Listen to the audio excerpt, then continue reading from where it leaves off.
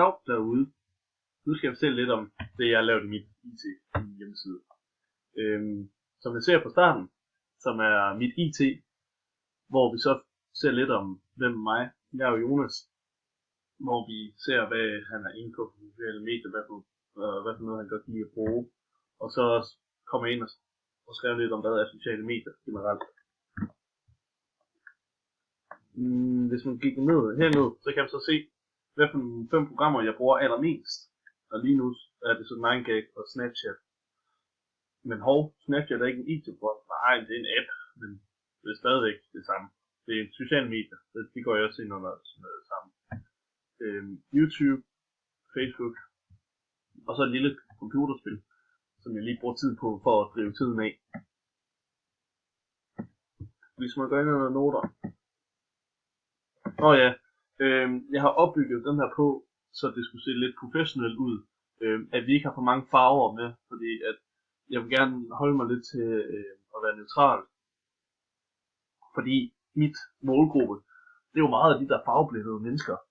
Så det vil sige, at når der er alt for mange farver, så det er svært at se. Så hvis man holder lidt enkelt med sort og hvid, så kan det være fedt. Min skrifttype, det er Calibri, som er en standard teksttype skrift på Word, og også meget af det, man skriver med. Skulpturen den er så opbygget på, at man har nogle sider, at det ikke er i en, at man scroller ned, at man har nogle sider, som man kan gå til. Jeg vil gerne have haft sådan, at du kan være cyklus, altså cirkel, at man kan komme hen overalt. Farvevalg, det var det der, og fordi jeg har nogle billeder med, som inde under noter, der er en billede af en lille note, som lige beskriver, nu er vi under noter. Og så herinde, der har så en lille indholdstegn, hvor jeg så har skrevet, hvad man kan forvente inden under disse underpunkter, som links og notater og nøgleord. Hvis man går ind under links og notater, kan man så se alle de notater og Google-analyser, vi har haft gennem vores pensum. Der er mange. Og hvis vi går ind under nøgleord, det er ikke en krav, at der skulle være noget, så jeg kedede mig og fylde det her på. Det er nogle korte forkortelser på McDonald's på min arbejdsplads. Inden under opgaver har jeg så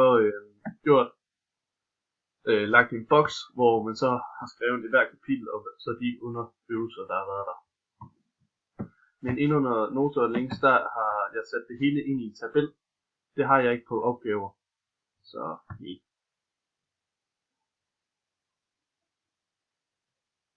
Hvis man skal opbygge hvilken navigationsstruktur, så er det jo en cyklus, at man kan komme hen, som jeg kan komme fra opgaver, og så tilbage til at der ikke er noget, man skal følge, før man kan komme derhen.